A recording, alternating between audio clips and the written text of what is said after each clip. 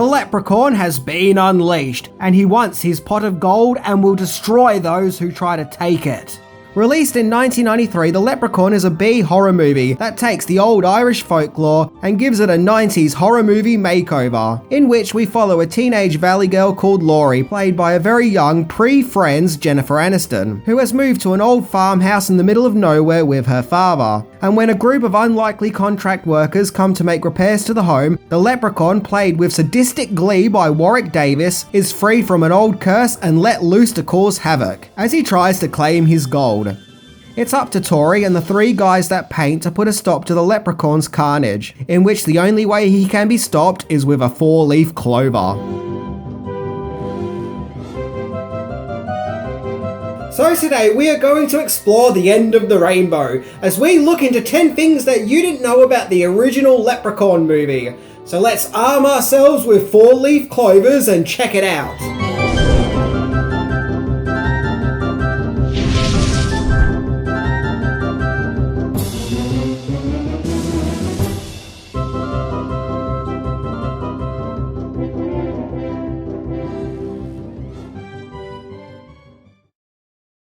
Number 10. Inspiration for the Leprechaun. There are two factors that led to the creation of the Leprechaun. One of those is Lucky Charms cereal, and the other is the 1986 monster movie Critters. The Leprechaun was the creation of the movie's writer and director Mark Jones, whom before making the Leprechaun had a career working on TV shows. However, Jones felt more ambitious and wanted to break out into the world of cinema, and felt the best way to go about this would be to make a B horror movie. After seeing a commercial for the breakfast cereal Lucky Charms, he got the idea of making a movie about the old Irish folklore legend. And he also took inspiration from the movie Critters, which features small monsters causing havoc. So from there, Jones wrote the script for the Leprechaun. What are you? See that? The buckles on me shoes? Why, I'm a leprechaun.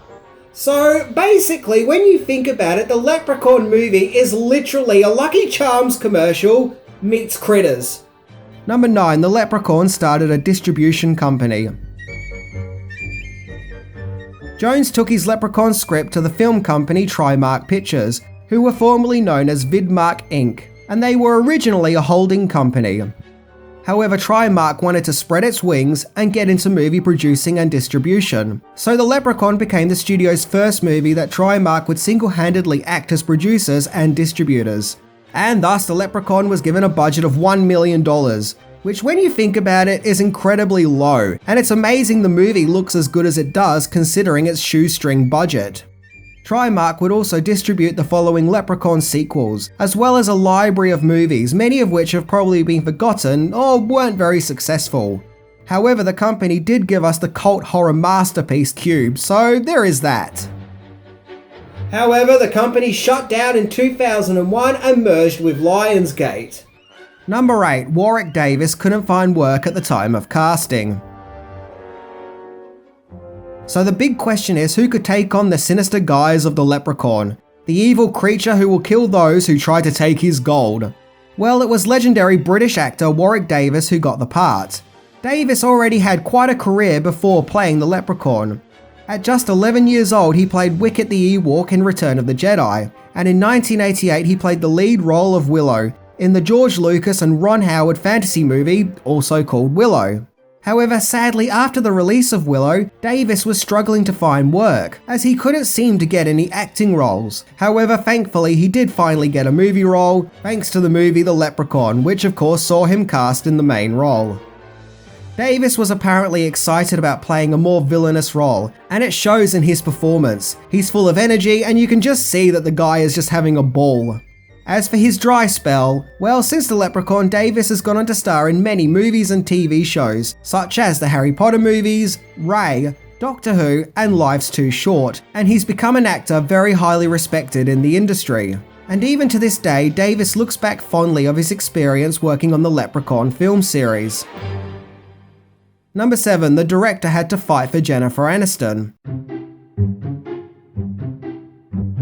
So as for the protagonist, Tori Redding, the part was played by Jennifer Aniston. Although Aniston would go on to become a huge star thanks to the sitcom Friends, Back in 1993, she was an unknown, and The Leprechaun was her first movie role, unless you want to count Mac and Me, where she may or may not have been an extra in the background. Aniston really impressed writer-director Mark Jones with her audition, and he really wanted to cast her. However, the powers that be weren't convinced about the young actress, so in order to secure her in the role, Jones had to fight for Aniston. And so thankfully she was cast, and even back then you could see that she had quite the comedy chops. Also, actor Mark Holden was cast as the character Ozzy, who some may recognise from Pee-wee's Big Adventure and Teen Wolf. And Robert Gorman played Alex.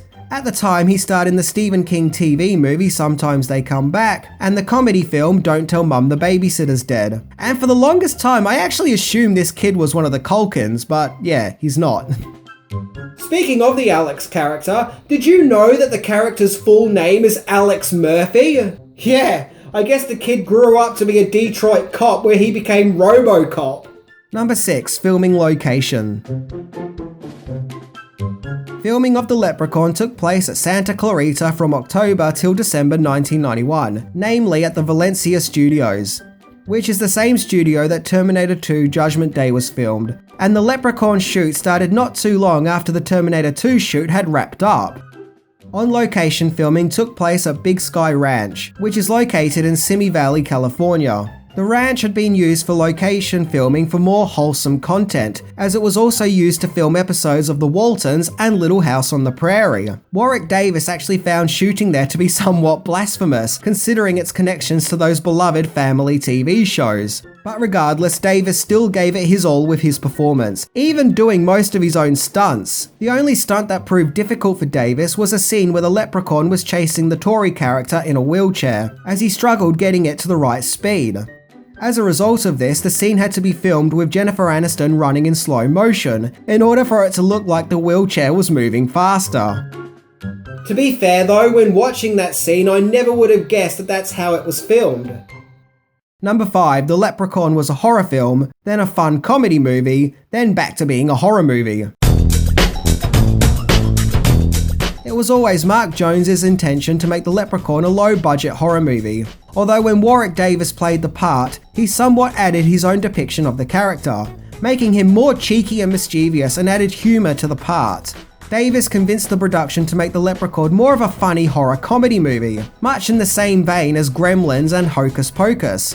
And I think it kind of shows. There are parts of the movie where it feels more like a family-friendly movie, and has a Goonies feel about it. However, after the movie's shoot wrapped up, the powers that be wanted the movie to be less Gremlins and a more A Nightmare on Elm Street, as the gruesome slasher craze was popular at that time, particularly with the teenage market. So it was decided that more gore should be added, to make the movie a hard R. So reshoots took place in order to give the movie more of a bloody carnage, in order to up the stakes and put it in the Freddy Krueger and Child's Play category. And I think that it shows, as watching the movie for the first time, I felt that some of the more gruesome scenes did feel out of place considering the tone of the rest of the movie. Number 4, the daunting makeup process. So yeah, it kind of goes without saying that it was a very long and grueling process for Warwick Davis to have his Leprechaun makeup applied to his face. But thankfully, he was able to just pass the time with his humour. If there's any producers or directors watching, under here I'm a thespian and I desperately would like a part without this makeup on, please. The makeup effects for the movie were provided by Gabriel Bartalos, who also worked on the makeup effects for Darkman and would go on to create effects for Blade.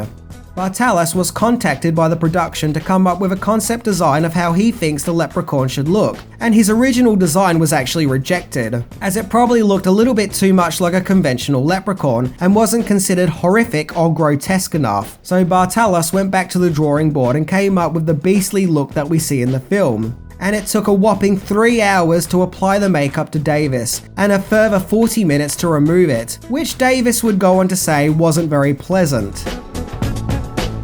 However, thankfully, Davis and Bartalos got along really well and would just chat about events of the day while going through the makeup process.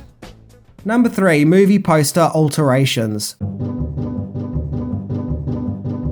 The original theatrical movie poster for The Leprechaun shows a dark room, with a door slightly open with light coming out of it, with the Leprechaun peering out of the door.